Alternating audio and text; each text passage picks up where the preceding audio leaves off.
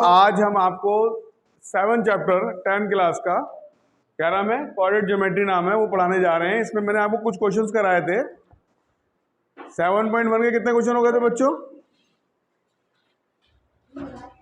जो बच्चे हमारे साथ नए जुड़े हैं वो हमारे चैनल को सब्सक्राइब कर लें, शेयर करें और कमेंट्स भी जरूर करें ताकि पता चले आप क्या चाहते हैं हमसे। जो चाहते हैं वो मिलेगा आपको, ठीक है। अब हमारे पास 7.1 का क्वेश्चन मैंने लास्ट कौन सा कराया था बच्चों, बताओ जल्दी से। 7.2 चल रही, तो हमारी 7 कंप्लीट हो गई थी। 7.2 चल रही है। 7.2 में फर्स्ट सेकंड क्वेश्चन करा दिया था आपको, थर्ड करा दिया था और 9 करा दिया था। अब हम क्वेश्चन का नंबर आपको कराने जा रहे हैं 4। क्या कराने जा रहे हैं? 4। 7.2 का क्वेश्चन नंबर आपका 4 चलेगा। ये रहा 4 क्वेश्चन। कह रहा फाइंड द, ये क्यों हिल रहा है?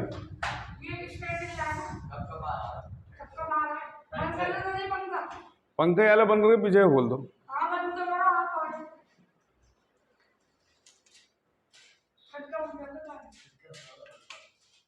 पीछे खोल दो बेटा।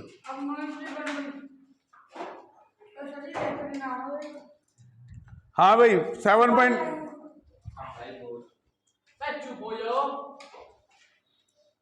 वो खोलो, ये वाली बंद करो।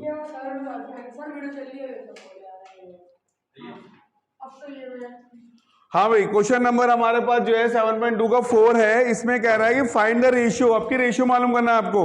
और हम इस चैप्टर में रेशियो क्या मानते हैं? M1 और M2। एंड पॉइंट हमारा ए बी होता है बच्चों।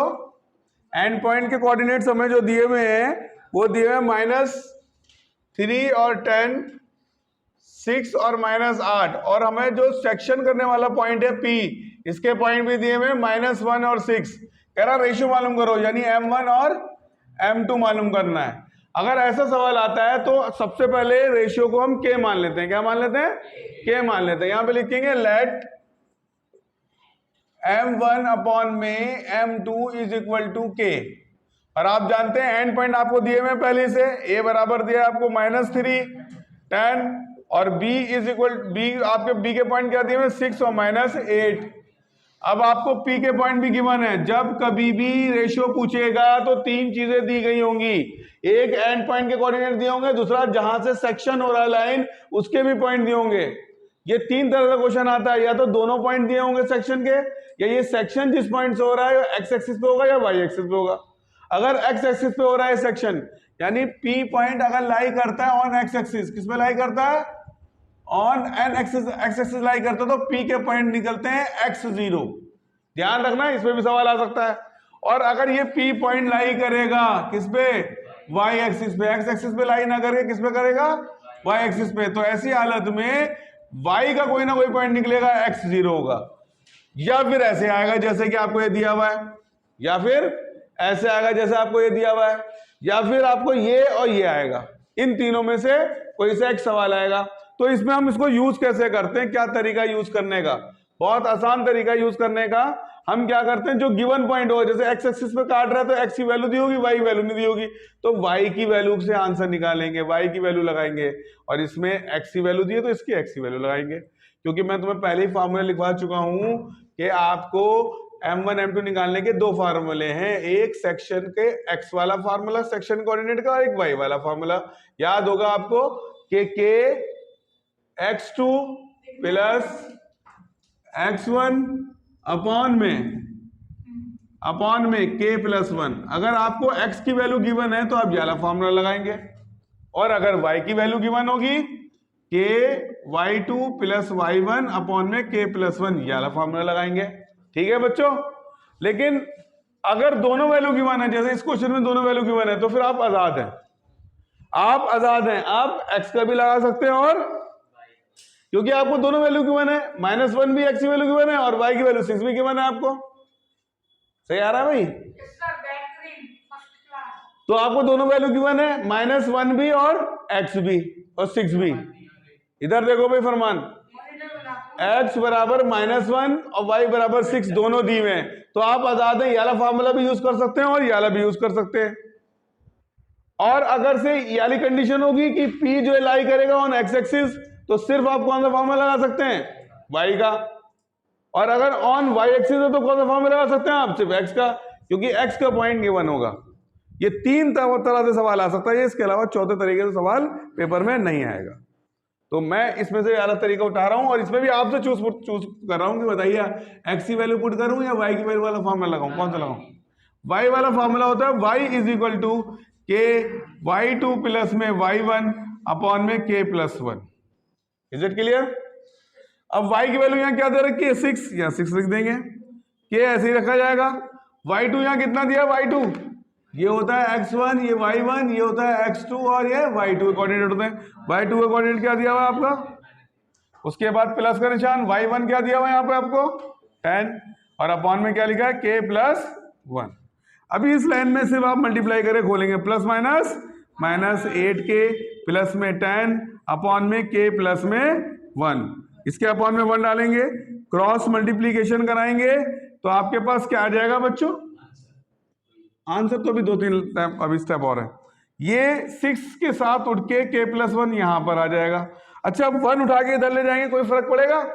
कोई फर्क नहीं पड़ेगा, यानी हम 1 को नहीं लिखेंगे, हमारा -8k प्लस 10 ऐसे ही रहेगा। अगर हम 1 लिख भी देते हैं मल्टीप्लाई में तो आंसर तो यही आना है। लिखना चाहते हो? रहने दें। अब इधर आ जाओ, 6k प्लस में k बन जा सॉरी 6 बन जा 6 माइनस 8k प्लस 10। अब जब यहां तक लिख लोगे तो अब तुम्हें ये चूज करना पड़ेगा कि ये वाला k उठा के उधर ले जाए या ये वाला k उठा के इधर लाए। अब इसमें अगर आपकी मर्जी कुछ भी ला सकते हैं, लेकिन सही रूल ये है कि जो छोटा होता है वो उठ के जाता है। अब बताओ 6k छोटा है -8k छोटा है, तो ये उठ के इधर जाएगा -8k, क्योंकि माइनस वाला छोटा होता है, माइनस वाला छोटा होता है। तो ये आ गया +8k, क्योंकि साइन बदल जाता है, माइनस में प्लस हो जाएगा। यहाँ ऑलरेडी पहले 10 प्लस का है, ये 6 उठ के इधर आएगा, इधर ये माइनस हो जाएगा। ठीक है बच्चों, अब यहाँ पे बात यहाँ पे आती है कि आप इन दोनों को प्लस करेंगे, क्योंकि प्लस प्लस क्या होता है? प्लस होता है, प्लस प्लस प्लस होता है। 8 और 6 कितने हो जाएंगे? 14 के बराबर में 10 में से 6 गए, कितने बचे? 4। तो k इज इक्वल टू 4 बटे में 14। अब आपको पता है जो चीज मल्टीप्लाई में होती है डिवाइड में चली जाती है, वो कौन सा ऐसा टेबल है जिससे दोनों डिवाइड हो जाए? 2 से काट देंगे, 2 2 7 k is equal to 2 upon में 7। ये आपने k किसे माना था? m1 तो लिख सकते ना इसके बदले m1 अपॉन में m2 आपने k माना था, जिसका आंसर 2 अपॉन में 7 आ गया। यानी m1 ratio m2 is equal to 2 ratio 7 answer आ गया। अपॉन में रेशियो में लिख सकते हैं ना इस तरह से। चलिए उतार लीजिए। चलिए अब ये 7.2 का क्वेश्चन नंबर 5 करते हैं। कह रहा find the ratio in which the line segment joining the that is divided by the x axis. दिया हुआ है क्वेश्चन आपका। अब आपको एक लाइन दी हुई है, इसके एंड पॉइंट आपको दिए हुए हैं, ए के एंड पॉइंट आपको दिए हुए हैं 1 -5 और बी के एंड पॉइंट आपके कोऑर्डिनेट दिए हुए हैं -4 और 5। तो आपको बता दिया जाए, बेटा बन रही वीडियो, बता दिया जाए आपको कि यहां पर एक्स एक्सिस पे अगर ये पी पॉइंट काट रहा है तो ऐसी हालत में एक्स पे कोई ना कोई पॉइंट आएगा, वाई 0 होता है। कौन 0 होता है? वाई 0 होता है। तो अगर हम कंसीडर करते थे, लिखते हैं लेट m1 अपॉन में m2 बराबर k मान लेते हैं। एंड पॉइंट हमारे 1 -5 और b हमारा -4 5 दिया हुआ है, और x एक्सिस पे ये सेक्शन हो रहा है, तो p के पॉइंट x और 0 होंगे। ठीक है, अब मैं आपको एक बात बताऊं कि हमें यहां पर y की वैल्यू से ही रेशियो निकालना पड़ेगा, क्योंकि y की वैल्यू गिवन है जो कि 0 है। क्या है? 0। x दिया हुआ नहीं है, तो y का फॉर्मूला लगाएंगे, y is equal to k y2 plus में y1 अपॉन में k प्लस 1 का फॉर्मूला लगेगा। जहां y है वहां क्या रख देंगे? 0। 0 लिखने से बड़ा फायदा हो जाता है बच्चों। क्या फायदा हो जाता है? जो चीज यहाँ अपॉन में आएगी सब मल्टीप्लाई होकर 0 बन जाएगी, यानी k प्लस 1 इधर आके 0 बन जाएगा। लेकिन चलिए पहले वैल्यू पुट करते हैं। y2 की वैल्यू हमें क्या दी हुई यहाँ पर? 5। y2 की वैल्यू कितनी दे रखी है आपको? 5। फिर प्लस का निशान। y1 की वैल्यू क्या दे रखी है आपको? -5। अपॉन में क्या लिखेंगे? k plus 1। इसके अपॉन में डिनोमिनेटर में कुछ नहीं तो 1 होता है। फिर हम क्रॉस मल्टीप्लीकेशन कराते हैं, लेकिन उससे पहले हम ब्रैकेट खोल लेते हैं, इसकी बाद में कराएंगे। यानी हमारे पास यहाँ है 0/1 is equal two plus plus plus 5k और plus minus minus 5/k plus में 1। अब क्रॉस मल्टीप्लाई कराएंगे।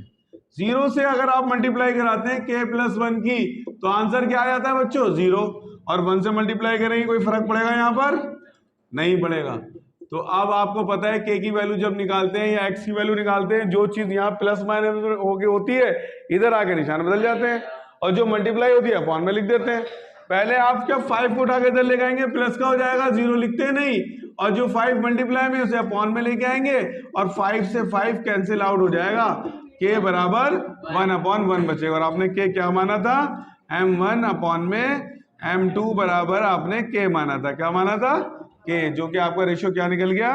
m1 ratio m2 is equal to 1/1 बन गई है ना? बस रहने दो, चलो हो गई वीडियो, उतार लो बेटा।